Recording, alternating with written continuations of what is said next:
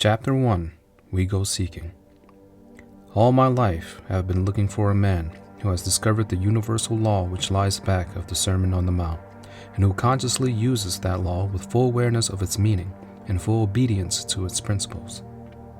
Tens of thousands preach it or write about it, yet have little understanding of its meaning. I doubt if there are many men in the whole world who actually know that cosmic basis sufficiently to live it knowingly.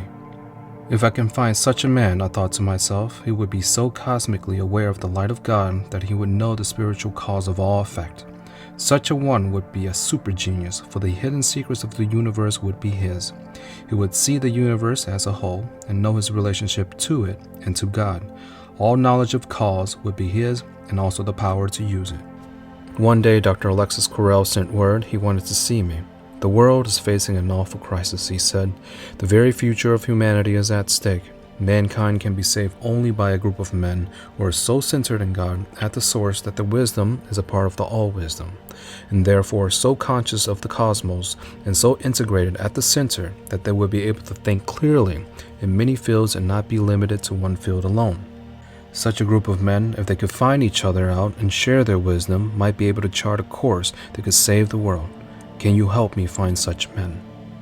In the field of religion, I had found several such men. Rufus Jones I would place at the head of the list, followed by such men as Frank Lubbock and E. Stanley Jones, and perhaps a score of others.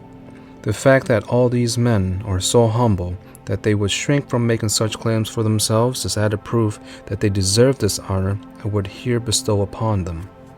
However, Dr. Carrel was urging me to find a man outside the field of applied religion, but who had achieved success in several fields as business or engineering or the arts. If this is what you want, I replied, I would name Dr. George Washington Carver, first of all. He accepted this suggestion with enthusiasm. I named others, but he brought me back to Dr. Carver. Help me to contact that man, he said. Something inside tells me that he rings true. It was with great joy that I was able to bring Dr. Carrel and Dr. Carver together. Weeks ran into weeks, and years into years, and Dr. Carrel continued his search for cosmic conscious men. Finally, the Second World War started. Then Dr. Carver died, and at last one day, word came from France that Dr. Carrel was dead. But his dream had not died.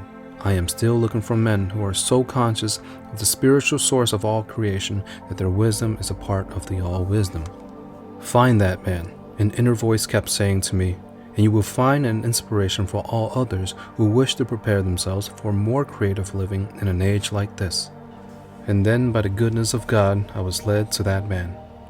I had started a college, or training school, the purpose of which was first to get people centered in God, second, to open avenues by which their wisdom could be seen to be a part of the all-wisdom, and third, to trace the relationships underlying all sciences and arts and philosophies so that the students could think clearly in many fields and not be limited to one alone. Chapter 2 We Meet the Man. I knew by the cut of the Van Dyke beard that I was talking to an artist. I could tell by the broad brow and the profound depth in his eyes that I was talking to a philosopher. His efficient, vital way of speaking revealed in him a man of action. There was, besides, a light in his eye that showed that he was capable of great inspirations, that he lived close to the great unseen powers of the universe. It was not long afterwards that I found my way to his studio in Carnegie Hall. Here is where he lived and worked. The studio itself was large and positively alive with statuary and paintings that had come from his hand.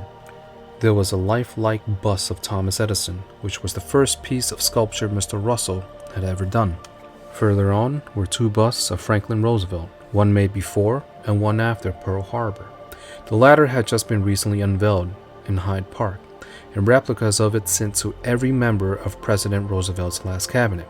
Scores of famous men such as Victor Herbert, Thomas Edison, Hudson Maxim, John Philip Sousa, Sir Thomas Lipton, Ossip Gabrilowitsch, Mark Twain, Dan Beard, General Douglas MacArthur, and Colin Kelly looked down upon us with clear understanding eyes. I have never known of a sculptor who can make eyes as expressive as does Walter Russell. Most sculptors make the mistake, he said, of thinking of eyes as form, and they therefore make them as spherical surfaces. Eyes are not forms, they are transparent, and what one really sees is the light of the soul in them. and that is what I try to give them. Until a sculptor is able to see the soul through the eyes, his portrait is merely a portrait of flesh and blood. My attention was quickly absorbed by his two masterpieces, the Mark Twain Memorial with Mark Twain seated in the center and the characters from his book standing around him, and the Four Freedoms which he had created at President Roosevelt's request, with the hope that it would eventually be placed in Potomac Park in Washington, where the Navy Hospital now stands. On the table lay a scrapbook containing scores of newspapers and magazine clippings describing the scientific discoveries he had made. Another scrapbook contained his clippings of the $20 million worth of buildings he had planned and built. Nearby was a beautiful hand-bound book of autographs of famous visitors to his studio, such as Caruso, Isaiah, Albert Hubert, Paderewski, Gabrilowitsch, Theodore Roosevelt, Richard Harding Davis, King Albert of Belgium, and hundreds of others. In 3 bound volumes were cellophane-protected letters from the great of the world, such as Rudyard Kipling, John Masefield, George Bernard Shaw, the Duke of Bedford, Cordell Hull, Jesse Jones, Thomas Edison, Michael Pupin, Robert Millikan, Charles Kettering, Lee De Forest, and hundreds of statesmen, authors, scientists, and geniuses in all the arts. He has been told that one letter from Rudyard Kipling congratulating him on his Mark Twain Memorial was the last letter ever written by him. In a locked case were contained the manuscripts of a massive masterpiece of philosophy which he is completing for New Age thinking and practice in all human relations, and a still greater work on the science of the future to be called This Light Wave Universe. Both of these volumes will be ready late in 1946. He has been working upon them for 25 years, releasing bits of them occasionally, to the consternation of the entire scientific world. Why have you set 1946 as the date of their publication, I asked, and why has it taken so long to write them? The world has not been prepared to accept or even comprehend the new cosmology until now, he answered, nor has it been willing or ready to accept the New Age philosophy. The world needed to suffer in order to understand the simplest of universal principles, the unity of man and with God. The world of men had to reap the harvest of its seed of hate, selfishness, as greed it had been sowing for centuries. It had reaped this harvest in order to learn that universal law is inevitable and inescapable. The time element was not set by me, but by the source from whom I gained my knowledge and received my most detailed and explicit instructions. That date was written down by me in May of 1921, at which time I was fully informed of the world carnage which was to take place during the interim as the harvest of the seeds of greed and selfishness which the world had been sowing. There was a tremendous modesty in the man as he spoke, a quietness and dignity. There was simplicity and honesty and unself-consciousness and a tremendous peace. I could see at once that if I can find the secret of his power, I would have something to give to the world that would be priceless. When we had seated ourselves in the midst of his pictures and statues, I turned to him. "Can you give me the secrets of your life?" I asked. He hesitated, then replied, "Yes, I believe sincerely that every man has consummate genius within him. Some appear to have it more than others only because they are aware of it more than others, and the awareness or unawareness of it is what makes each of them into masters or holds them down to mediocrity. I believe that mediocrity is self-inflicted and that genius is self-bestowed. Every successful man I have ever known, and I have known a great many, carries with him the key which unlocks that awareness and lets in the universal power that has made him into a master. What is that key, I ask? That key is desire when it is released into the great eternal energy of the universe. Can you explain fully what you mean by that? I have found out that the real essentials of greatness in men are not written in books, nor can they be found in schools. They are written into the inner consciousness of everyone who intensely searches for perfection in creative achievement and are understandable to such men only. Successful men of all the ages have learned to multiply themselves by gathering thought energy into high potential and using it in the direction of the purpose intended. Every successful man or great genius has 3 particular qualities in common. The most conspicuous of these is that their minds grow more brilliant as they grow older instead of less brilliant. Great men's lives begin at 40 where the mediocre man's life ends. The genius remains an ever-flowing fountain of creative achievement until the very last breath he draws. The geniuses have learned how to gather the thought energy together to use for transforming their conceptions into material forms. The thinking of creative and successful men is never exerted in any direction other than that intended. That is why great men produce a prodigious amount of work seemingly without effort and without fatigue. The amount of work such men leave to posterity is amazing when one considers such men of our times as Edison, Henry Ford, or Theodore Roosevelt. One will find the three characteristics I have mentioned common to every one of them. Walter Russell has proven this in his own life. His record of production will reveal versatility, quality, and volume which would be credible as the life's work of at least 5 men, and this equally applies to the sports of fun of life as to its work.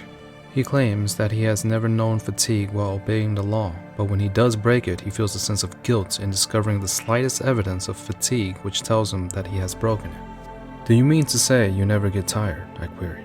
"What is it that gets tired?" he asked. "Can energy tire or become fatigued?" Certainly not, for all energy is the thought energy of the universal creative force, and that never lessens. The universal intelligence is constant and forever balanced. Can intelligence fatigue? Most certainly not, for that is as constant as the universal energy which manifests it. Therefore, there is no such thing as the mind becoming tired. What is it then that makes us say we are tired? Only one thing: an unbalanced body. Nothing more. If we think we are tired or ill, it is only because we have done something to unbalance the bodily conductivity of the universal electric current which motivates it. So long as any machine, organic or inorganic, holds to the balanced tempo of its own normalcy or measured rhythm, just so long as it obeys the periodic law which gives it the normalcy or work and rest in the inorganic machine, or wakefulness and sleep in the organic one, and just so long as it replaces its worn-out organic or inorganic parts, that machine is as certain to go through its normal balanced life period without fatigue or illness as the sun is sure to reappear on the morrow. Joy and happiness are the indicators of balance in the human machine, just as a change in the familiar hum in a mechanism immediately indicates an abnormalcy to the practiced ear of the mechanic. An inner joyousness, consonant to ecstasy, is the normal condition of the genius mind. Any lack of that joyousness develops body-destroying toxins. That inner ecstasy of the mind is the secret fountain of perpetual youth and strength in any man. He who finds it finds omnipotence and omniscience. The electric energy which motivates us is not within our bodies at all. It is part of the universal supply which flows through us from the universal source with an intensity set by our desires and our will. The greatest part of the energy which we have stored for the use of our precious day is often gone before 10 o'clock in the morning. Not so with geniuses and successful men. They know how to work without waste of energy. In order to get the best that is within themselves, they learn to eliminate from their thoughts and actions everything which subtracts from their purposes. These lessons come to all of us, but with a big majority, they go in one ear and out the other. The great man, however, learns that every event and experience of his life affects every other event and experience he encounters. He is not to attribute a failure or success of this moment upon this moment alone, but to all moments of his life. I therefore say to you that tiredness and fatigue are effects caused by ignorance of nature and disobedience to her inexorable law. You may command nature to the extent only in which you are willing to obey her. You cannot intelligently obey that which you do not comprehend. Therefore I also say, ask of nature that you may be one with her, and she will whisper her secrets to you to the extent in which you are prepared to listen. Seek to be alone, much to commune with nature, and be thus inspired by her mighty whisperings within your consciousness. Nature's most jealous God, for she will not whisper her inspiring revelations to you unless you are absolutely alone with her.